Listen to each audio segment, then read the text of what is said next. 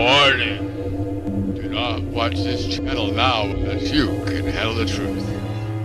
Always pursuing truth brings you topics of truth for you to view, peruse, and pursue. Are you ready? Can you handle the truth?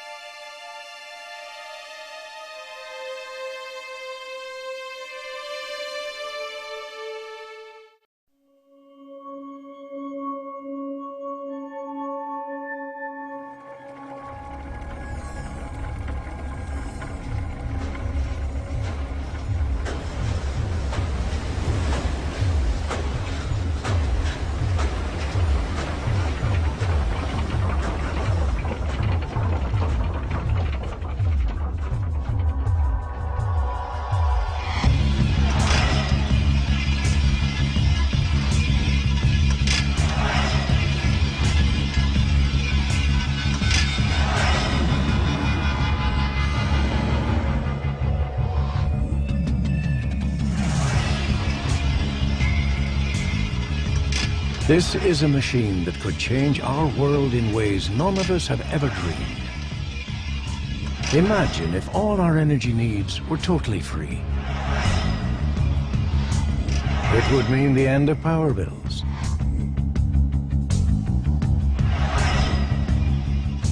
No more visits to the gas station. Fossil fuels will become redundant overnight. And pollution would be a thing of the past.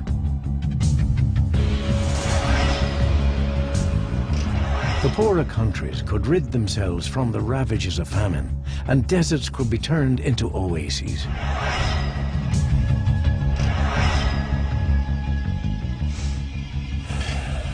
And here it is, a machine running without fuel, made for the future. A future that could alter the entire social, economic, and political balance of our planet. All over the world, there are individual inventors, scientists, and techno-mystics who are dedicated to this obsessive quest. And having come together via the internet, they now meet in small groups, and talking in a techno-language few of us would understand, they have just one aim in mind: to bring us free energy. We are going to have to go back to the basics, stuff that we have forgotten. Anything greater than 100% is over unity. The unit produced like 1.5 times more thermal energy than it took to technology that claims that it gives it's a device like a transformer with a circuit with, you know, capacitors, inductors, coils, whatever. Promising technology that we'll see soon. I have to think that's going to involve magnetism. The magnetics, yeah, it stands a real good place, but the one that can be in place first is the hydrogen. The world, in a period of months, the world will change. Conventional scientists refer to believers in free energy as crackpots, conmen, or kooks, because they work outside the current laws of physics, and they believe there are a number of free energy alternatives to fossil fuels and nuclear power, including anti-gravity as a power source, turning magnetic force into usable electricity, collecting energy from the sky, free energy motors that can recharge their own batteries, self-driven electromagnetic engines with enough power to put spacecraft into orbit, and of course, traditional perpetual motion machines that power themselves. Is it important? Of course it's important. Not only would free energy change our world, but it would also be the end of the fractious economy of oil. And of course, governments are afraid of it, and societies are afraid of it, because suddenly there'll be an equalization of power. I mean, when suddenly the power companies no longer can charge you monthly bills, you know, and oil companies, yeah, there's a lot of negative stuff, and I'm probably dead just from saying this, but a lot of people think like that, and they think it's possible that we can make these little devices that will let you produce energy. You become totally free.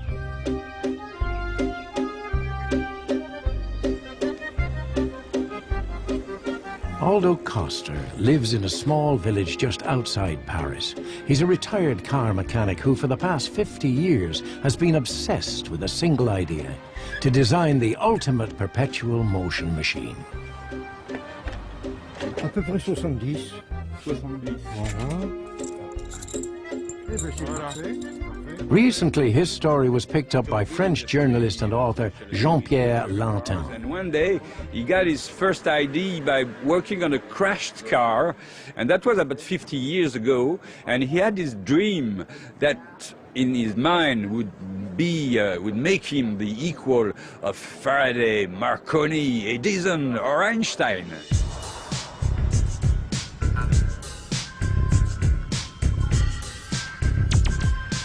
As a single-handed project, this giant wheel is an extraordinary achievement in itself. Standing 5 stories high and weighing more than 20 tons, Aldo Costa claims it'll run forever under its own power with no fuel, and that it'll generate enough free energy to light up a small town.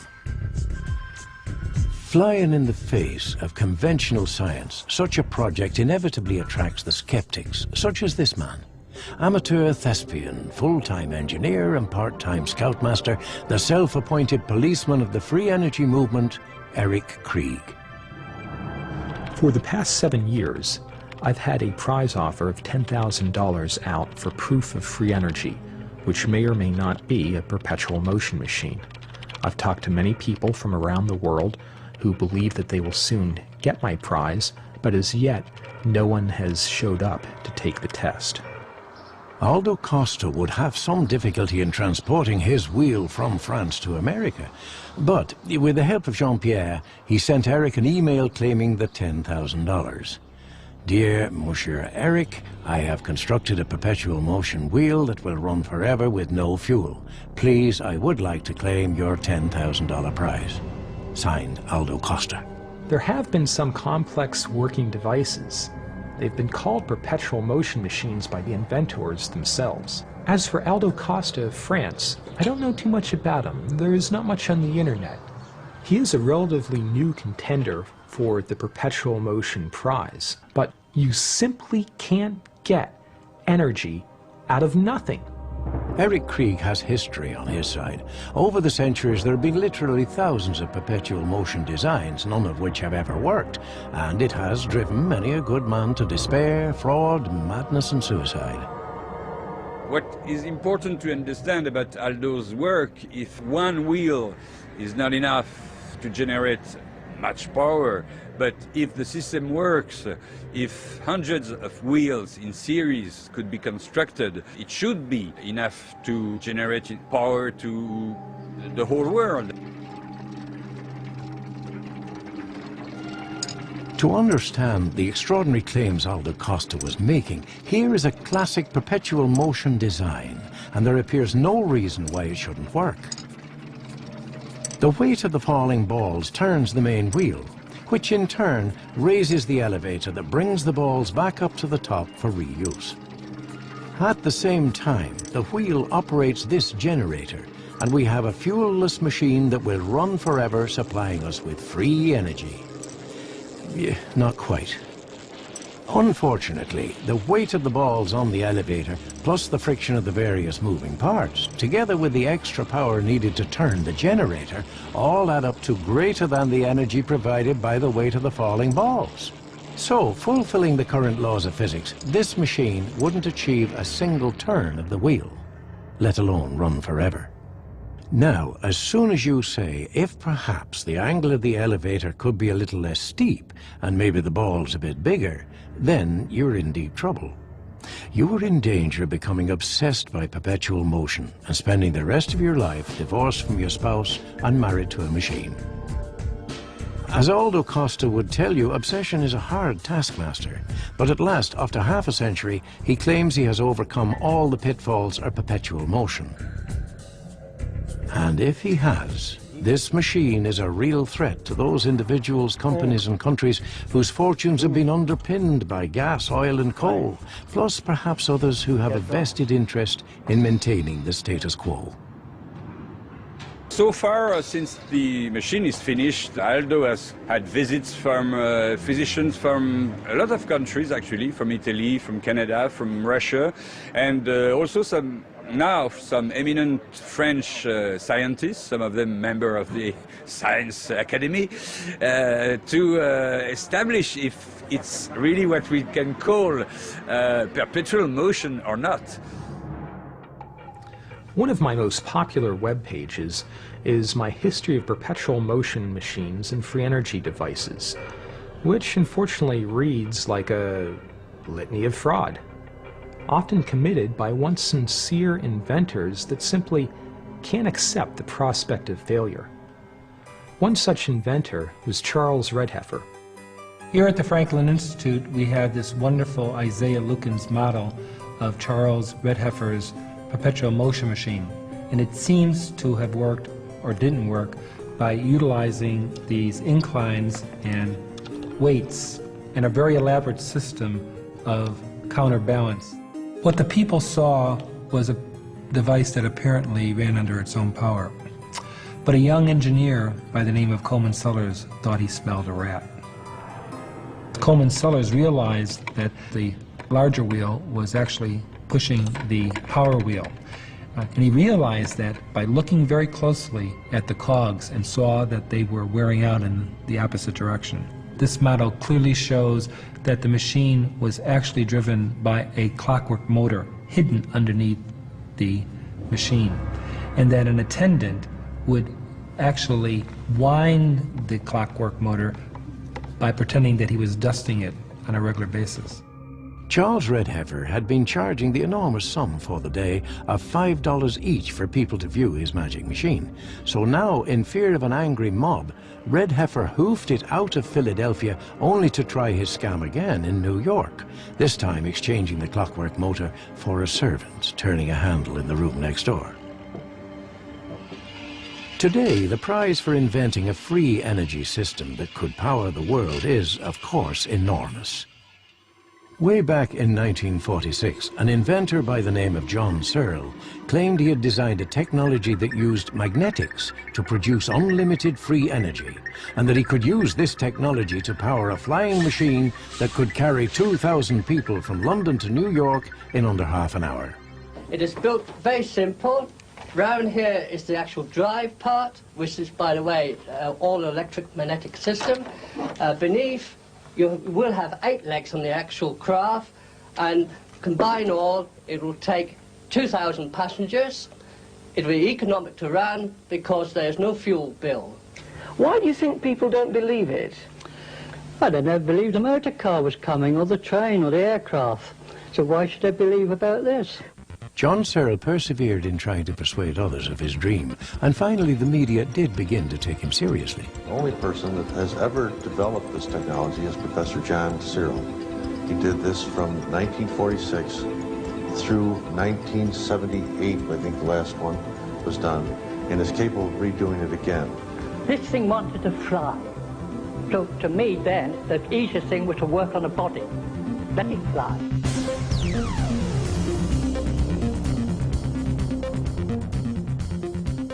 People say, well, you can't do this. You're going to upset the entire world economy. The whole economy is based on oil. We have, and it works, they're saying. Well, it works very well for the people who are running the economy, but not necessarily for everyone else. And particularly not, it seems, for John Searle, who, according to some, was never going to be allowed to let his invention see the light of day. I come from an ex-Secret Service background, where I was in electronic intelligence. John befriended quite a well-known figure in the States, a CIA informant. And it's only shortly after that, when John got back to UK, that things went horribly wrong for him. And they attempted to say that John was illegally accessing power from the national grid, then imprisoned him for some 6 months. Two things have to happen. We have to give away free energy technology, and we have to give away gravity control technology. That's the only way that that stuff's going to get out, because there are so many other interests that want to keep it quiet. And that's why you hear all these spook stories about people, and you know, families are threatened. It's not just threatening the person, it's threatening their family and all their friends, and that's what scares the heck out of people, and they say, well, we'll shut up. They'll try to find some legal mechanism of closing you down. If you're an idiot and go and try and patent it, you've given them all the inroads on where you are, how to contact you, etc. So be ultra wary of that. And be careful of getting a bullet in the head. John Searle must be good at dodging bullets, because today, age 72, he has managed to keep himself and his dream alive. This meeting in London is with Harold Asperdon, who has an honours degree in engineering from Cambridge University and is also the retired head of IBM's European Patents Division. Before we pop off, but that's life.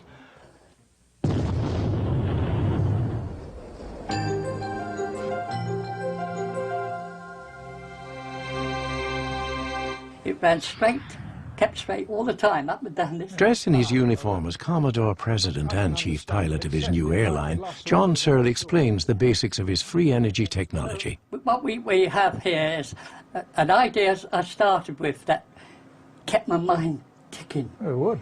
This is a basic decide of the model we want to build, a flying machine.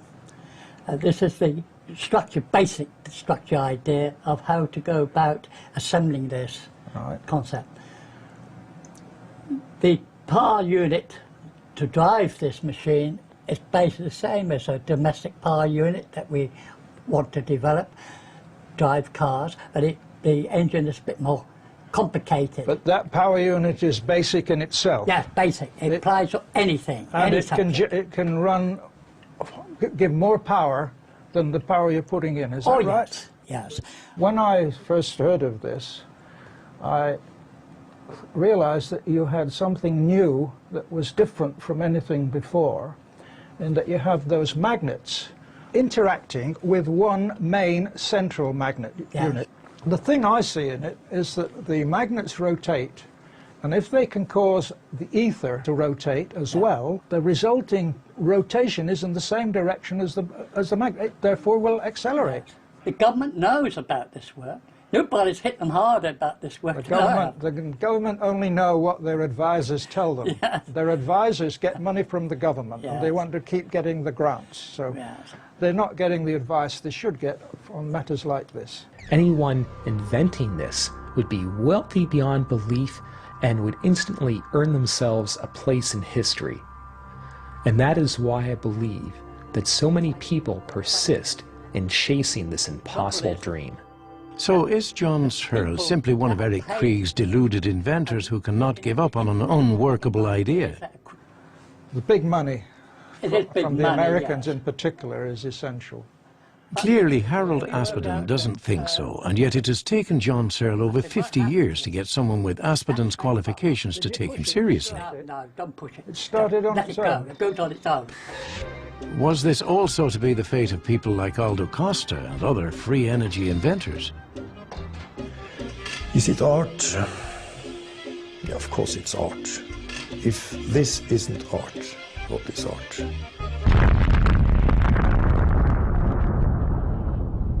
I worked at the Los Alamos National Laboratory for 34 years, exploring energy production from conventional nuclear sources.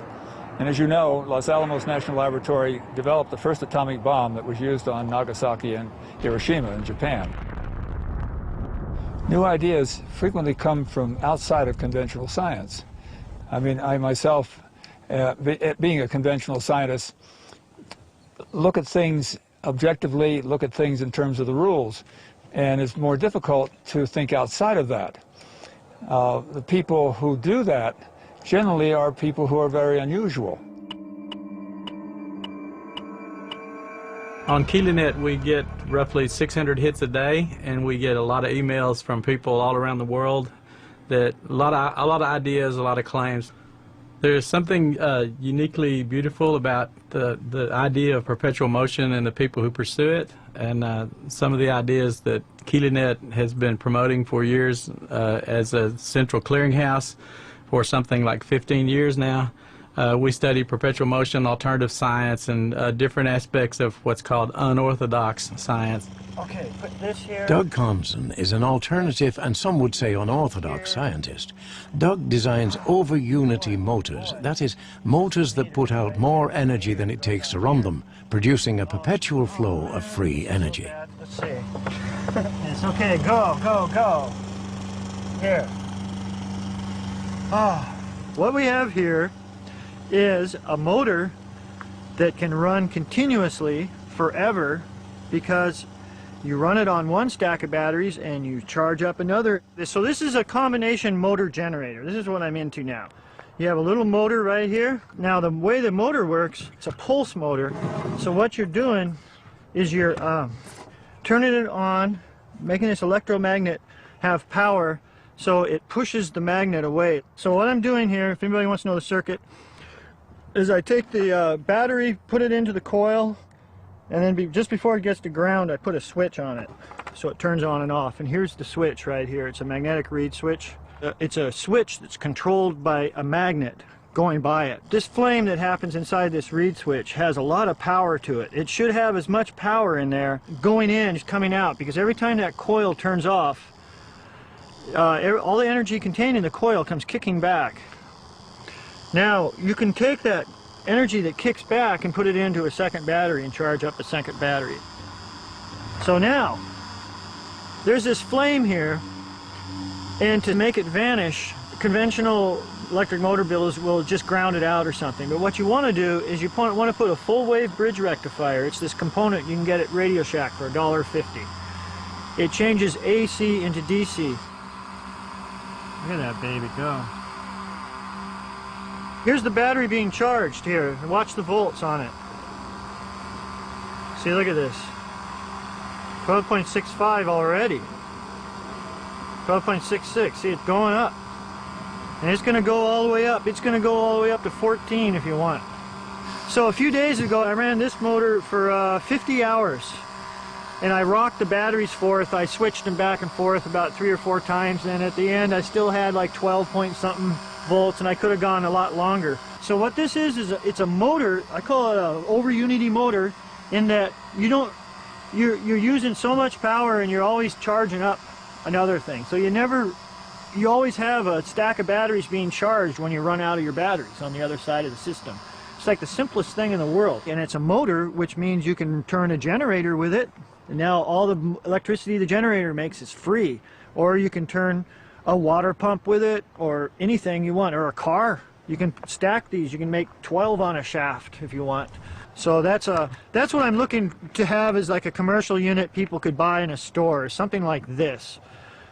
Just something that runs on car batteries, charges car batteries, and you have excess power with a generator to do whatever you want with. So it's free energy, because you don't have to pay for it. It's just happening. It's free.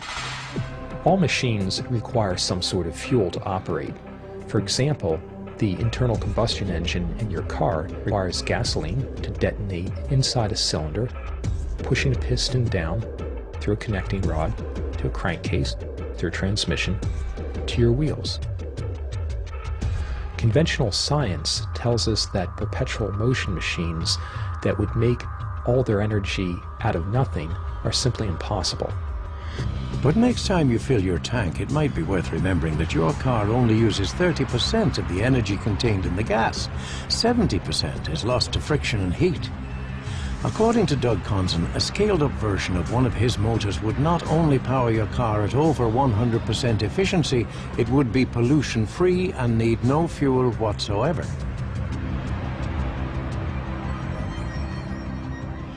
Is this a dangerous machine? For the oil companies, maybe? Can they kill me for this? The trouble with free energy is that it easily develops into an obsession. If you get very close with one device, but it just doesn't work, well, you're ready to try another one and then another one. So it can take over your entire life, getting closer and closer and failing, and getting closer and closer and failing again.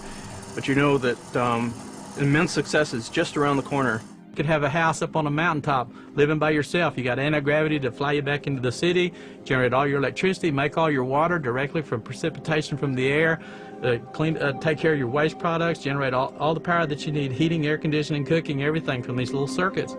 It's a world that people now, most people don't even think about, but we see it, it's like a utopia for us. The internet, working like the message drums of old, had begun beating out the news of Aldo's wheel around the world. The internet was hot with rumors that the great skeptic from America, Eric Krieg, had at last met his nemesis. And as long as the wheel keeps turning, the pressure on Eric Krieg will continue to mount.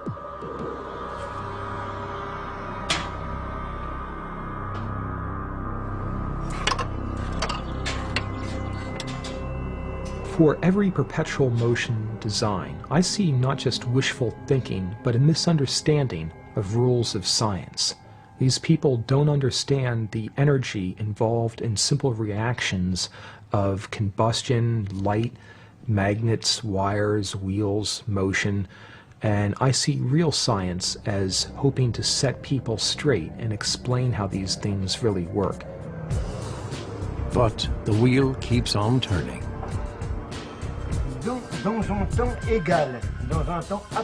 As a trained mechanic and self-taught mathematician, Aldo was fully aware of the laws of physics, but he claims to have broken through the battle against friction and gravity.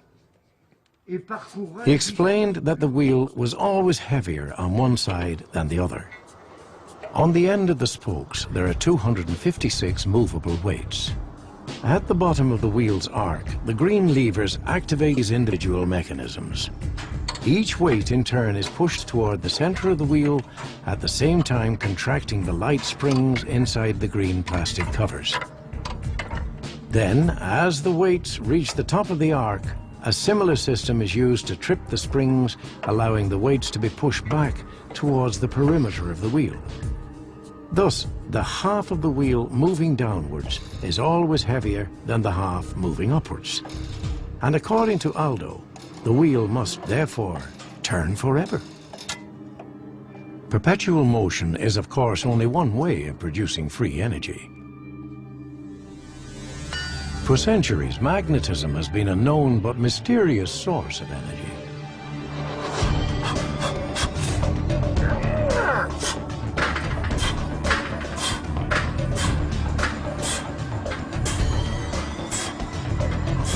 Just imagine if we had a technology, once you buy the machine, you never have to pay for energy again. Think of the phenomenal changes we would make. We're going to take 25 watts and run a 7,500 pound machine that I have built that you see in front of you here.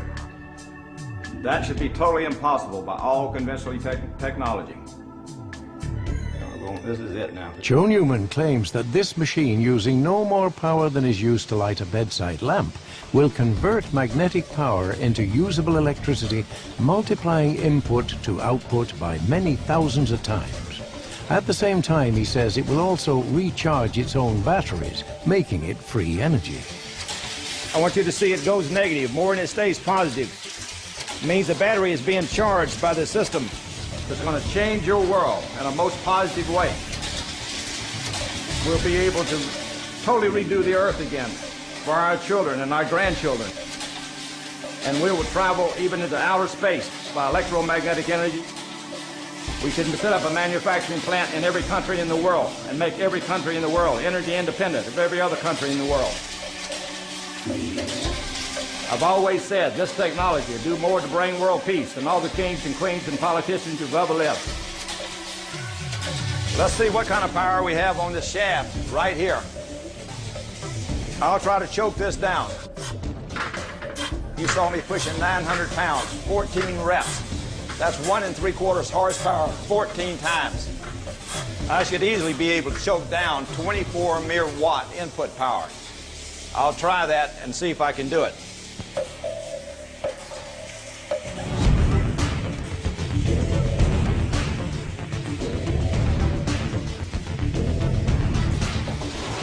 There you can see that no matter how hard I try, you can't overcome that input of 24 watts.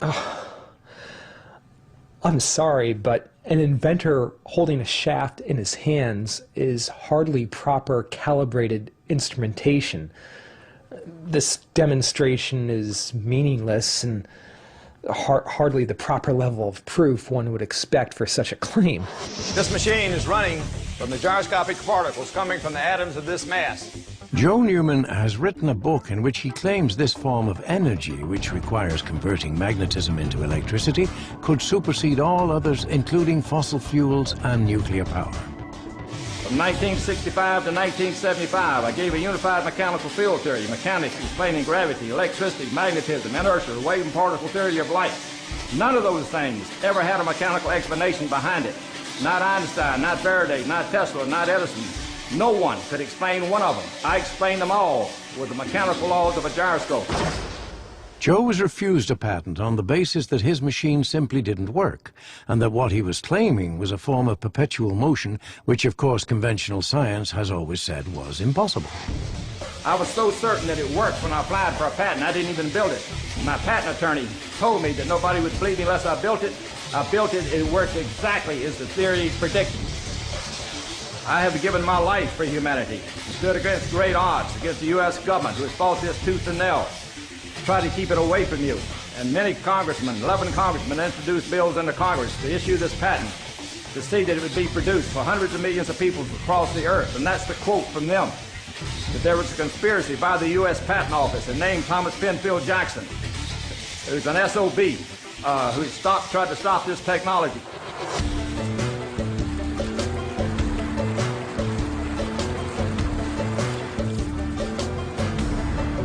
Norman Wotton is another free energy inventor who has come up against the Patent Office of America. In December 1994, myself and Joel McLean presented to the world a device known as the MRA. The MRA produces more output energy than the energy necessary to drive the circuit. It has been independently tested and verified by 6 different agencies, with the final output figures as being 256 times more energy out than energy input.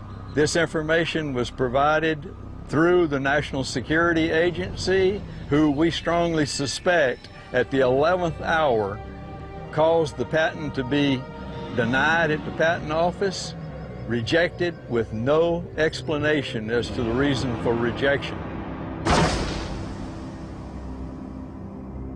It's hard to believe, you know, here we are surrounded by the clouds and the mountains and, you know, the sky, and we're surrounded in a sea of energy. Dan Davidson, who has degrees in both physics and mathematics, believes the pyramids of Egypt hold the secret to free energy, and he has written a book that describes how certain shapes attract energy from the atmosphere, with the pyramid shape being the most efficient. But he too claims to have been sidelined by the Patent Office of America. There's a thing known as a classified patent system, which hardly anybody knows about. And every time you apply for a patent, it goes through a screening by someone from the Department of Defense here in this country as well as other countries. And if this device has any kind of defense-associated interest, they can classify the information, the patent, and tell the inventor to go pound sand. Free energy, the nature that we're talking about, would be a very disruptive technology, at least initially. It would put out of business many people who make their living and make their profit from conventional energy sources. Sooner or later, though, the transition from the conventional to the free has to take place, simply because we're running out of conventional fuels. There is no argument from mainstream science that we are running out of gas, oil and coal, the fossil fuels that have so polluted our Earth. However, the only alternative conventional science has thus far come up with is nuclear power, with all its dangers and pollution consequences. And yet there are other sources of energy that, while they may not be the complete solution, they must surely be worth investigating. Around the turn of the century, eminent British scientist Lord Kelvin said that radio has no future, heavier-than-air flying machines are impossible, and X-rays are a hoax. So much for conventional science. turns out that all of the world's thunderstorms are charging the ionosphere. And if you put up an antenna maybe 30 feet, 50 feet tall, you can run this motor anywhere on the Earth, and it'll just run forever as long as there's thunderstorms somewhere. And we can simulate a thunderstorm with a Van de Graaff machine here. Here's our artificial thundercloud, puts out maybe 300,000 volts. So if I connect myself in the circuit, the motor runs. So here's free energy that could be used all over the world. Plug it into the sky. You could harness electrical energy from a cloud and run a small motor with it. But the problem is that a lightning strike occurring could fry the motor and possibly you with it.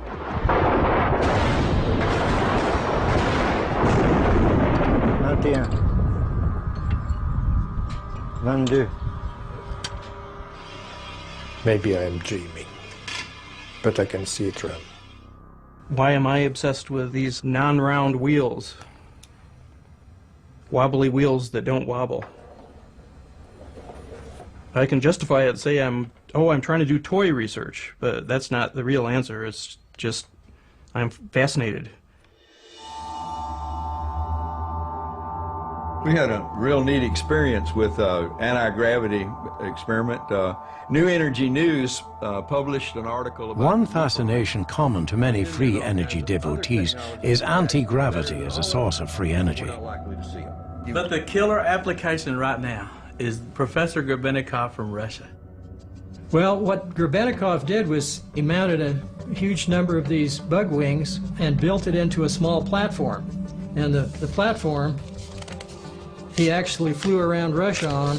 Here's the little handlebars. It was kind of like a motorcycle handlebars, and he would manipulate these handlebars, and this column was hollow, and it would manipulate the bug wings that were built down into the inside of this platform. And he claimed that he was flying around at almost 1,000 miles an hour, up to 1,000 miles an hour with this particular platform. Grabinnikov has since died, and we found out that he destroyed the platform a number of years ago.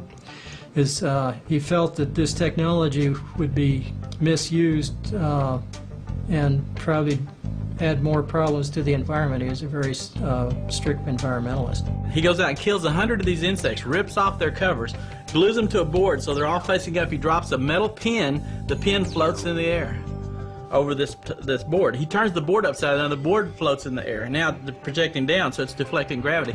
So he builds this levitating platform, and he said he used popsicle sticks, flat popsicle sticks, and he would take 10 of these shells and glue them to the top of each of these popsicle sticks, put them all together, put a shaft down in the middle, and when he turns the shaft, all these popsicle sticks open like a Japanese fan. And he has motorcycle hand grips, so when he turns one hand grip, it opens the 2 popsicle sticks in the front. When he turns the other hand grip, it opens the 2 in the back. When he opens them partially, he floats up off the ground. When he opens them all the way, he goes up to 1,000 feet in the air. When he wants to go forward, he half closes the 2 in the front, so he tilts like a surfer. Grabinnikov's flying bug machine may appear to some to be more science fiction than fact, but of course sometimes fact can be a lot stranger than fiction. You see, there's a difficult choice to be made here. You don't want to have these energies introduced too rapidly. You want them to be introduced at a rate at which they can be accommodated as the conventional energies are phased out. And this is a very delicate dance that has to take place. Remember that material that they found down in Australia? Right. From that flying object that crashed? Yeah. I mean, that honeycomb matrix?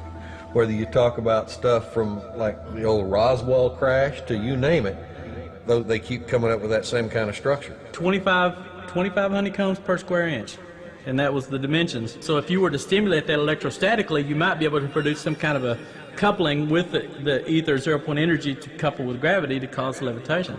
New ideas are very frequently generated by people who are very strange, and it's very easy to reject their ideas just by virtue of their strange personalities. Where is the power coming from? Maybe some people from the universe was coming here in the beginning. There is one man who claims to have been visited by aliens who apparently taught him all the secrets of anti-gravity, perpetual motion and free energy. And so we are told, lest he forget anything, they planted a memory device in his head. I went to the doctor and he says, how the hell is that? Well, I said, it must be an implant. If you have an implant, you have to work according to that implant. Those 3 beans are within me automatically. While I'm working, I don't think about my wife, I don't think about the house, I don't think about nothing except my work. David Hamill is a Canadian recluse. He is a brilliant carpenter and metal worker and is currently building his own free energy flying saucer on instructions, he says, from the aliens. Those 3 beings came from the planet Cladden, the other side of us. There's two planets. Earth, Cladden, and in between, what do you think is there in between? There's the ionosphere. You can't go to it unless you use granite. I wouldn't be surprised the little ship that took off from me is up there in pieces. I took pictures of that, and I only got 6 pictures that were good enough. Apparently, David Hamill's prototype had taken off on its own, and according to David, the Canadian Air Force are still looking for it. You can read everything in there. This is the floor with the stairway to go upstairs. Now, Colon therapy and an advertisement for Robinson's Jam seem to have somehow got mixed up with the design for David's flying saucer. And here, in the center of the Great Pyramid, so David says, is where Saddam Hussein hid from the Americans. that's where Saddam Hussein has hidden all this power. Experiments carried out recently in Finland showed that under certain conditions, spinning discs placed one on top of the other can create an anti-gravity field above them and so lift off from the ground. If anti-gravity can be made to work, the mechanism, the machinery for doing that would be a source of free energy. So come on in. Inside here. Huh? Now, this cross carries negative and positive. You see it there. The magnet up above and the magnet here. Once placed on top of each other, David explains, the discs are kept apart by reverse magnetism using hundreds of these magnets, each one powerful enough to crush a finger. The magnets are slightly angled, causing the discs to spin. To start off with, you gotta start prior. Prior, when all these wings are installed, it's a little bamboo stick. You know, you go through your teeth with a toothpick, bamboo made. You just put it there and put the other wing on it at the right height. And then the other wing, the same thing, 3 more toothpicks. Only 3. 3 toothpicks. Because it floats. This is going on top. It's all granite. Just think about it. It's supposed to be all granite. This encave in the granite. So the air passes. So if it is all granite, then the hole you got there is the breather, God's breath, just like you are breathing. Well, if it's breathing, the hole that's there goes up at the top of this. It's built upon A stone hand. So is David Hamill simply an eccentric, suffering from delusions and dreaming impossible dreams? Maybe. But it is worth noting NASA are currently working on an anti-gravity flying disc that is not at all dissimilar from David Hamill's design. It's high time that ye do recognize what I'm doing is the Lord's work and not foolishness. And if the TV cameras that are taking me in the picture, I hope they take my word for real, not foolishness. 34, 35.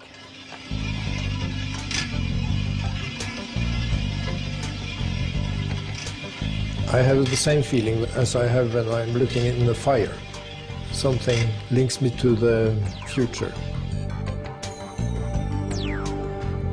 Reidar Fintrud is a Norwegian and lives in a small fishing village just outside Oslo. He is not a mechanic, engineer, nor scientist. He is an artist. Did I start to create art? What is art?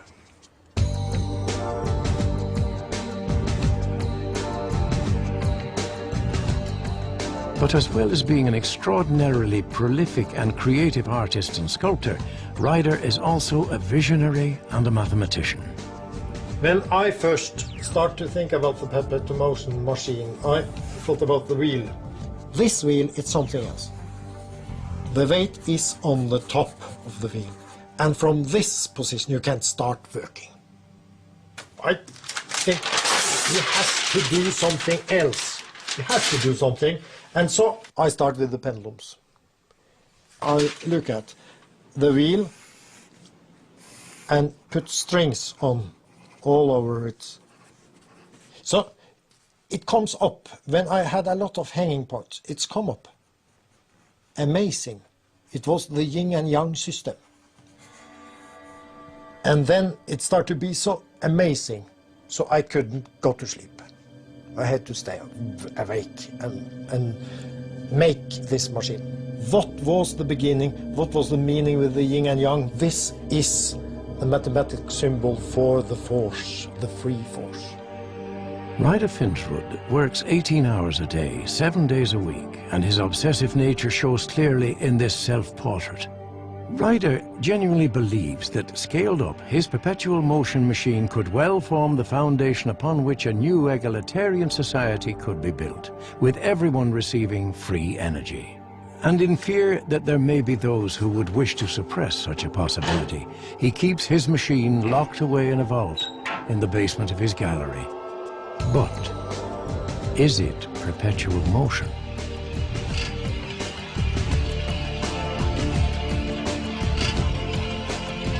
The beauty of Reidar's machine is the harmonious relationship between the ball, the magnets, and the pendulums.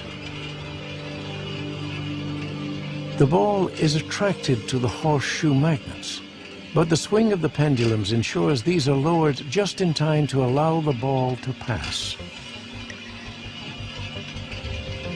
Then this small round magnet is momentarily attracted to the ball, which sets off a series of fulcrums and springs attached to the much heavier pendulum hidden within the main brass stem of the machine. This central pendulum is surrounded by powerful magnets that force it to bend this spring and so oscillate the track in such a way as to ensure it is at all times slightly lower just in front of the ball. These springs in the center of the track are there to give the three smaller pendulums an extra boost each time the ball passes over them, thus ensuring they do not lose any of their momentum. In order to generate electricity, the ball would have to have enough momentum to, say, hit the arm of a paddle wheel each time it passes. And once you have an axle that turns, you have the ability to generate electricity. But the importance of Reidar's machine cannot be overstated. Over the 3 days it was filmed, the ball maintained a constant speed measured to 1/25th of a second. There would therefore appear to be no reason why this machine should not continue to run forever. Perpetual motion. something that for 300 years conventional science has said is impossible. A proposition we put to a senior university lecturer in physics. When I looked at this device, I was amazed by the ingenuity which had gone into this. If the ball is heavy, it's not going to get lifted off the track. And at the same time, if the red magnet on the top, if that has a pivotal connection to the rest of the system so that it can easily move up and down, it will move down towards the ball. Normally, the efficiency of any device is about 20, 30, 40, 50%. This device may have an efficiency of the order of 80 and 90%. And I have even read some literature which says it has 99% efficiency. When you consider that the internal combustion engine is only 30% efficient, 99% is an extraordinary score. But only at 100% can this machine qualify as perpetual motion. At 101%, it can be said to produce surplus and therefore free energy. Where is the power coming from?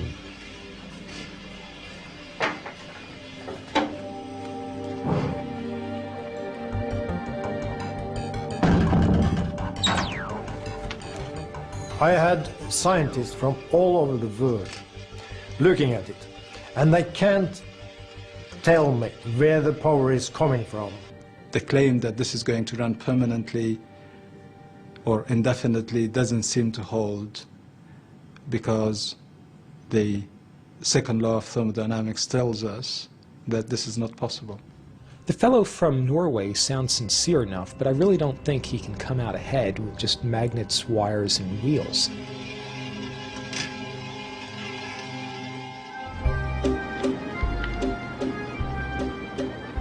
But what of Aldo Costa and his claim for the $10,000 perpetual motion prize?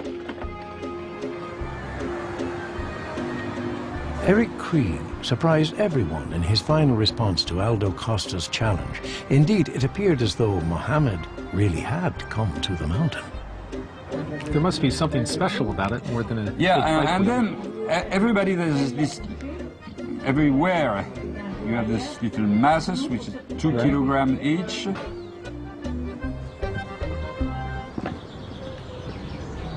Wow, this thing is huge.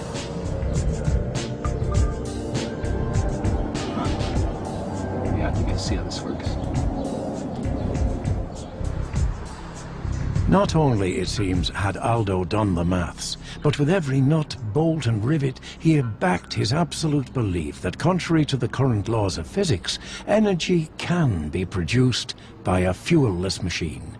He had, he believed, found the holy grail of science, perpetual motion. It is a nice view of the French countryside from high up in the air here. It is impressive that one old man built all of this himself.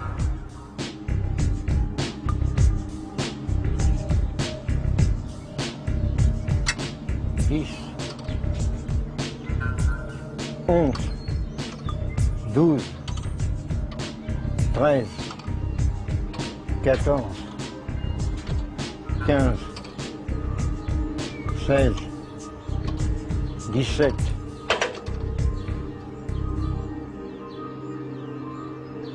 Monsieur Eric, quand on l'arrête, la roue, on la tient, on la lâche, pourquoi elle repart? So when the wheel stopped, why did the wheel start again? Some friction is variable. There are other sources of power that can come in. The wind can make a slight amount of power.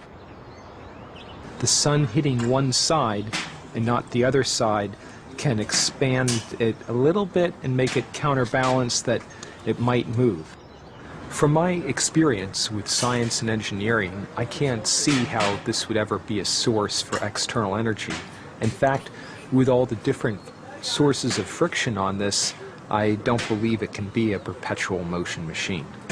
Pour lui, il ne voit pas d'où la puissance viendrait. Par contre, il voit beaucoup où la puissance pourrait être dissipée par notamment tous les mécanismes de friction. D'après toutes les explications que vient de me donner M. Eric, les objections sont sont réels, ils les pensent vraiment.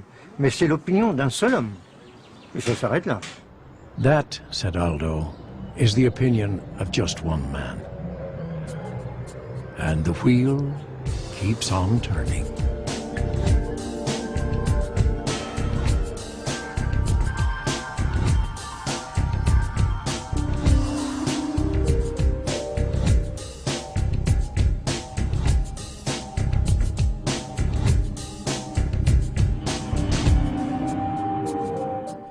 Join us tonight for the latest in Aussie innovation, with new ideas on how to convert a surfboard bag into a good night's sleep and safely move patients without lifting them. Join us for The New Inventors, tonight at 8 on ABC1.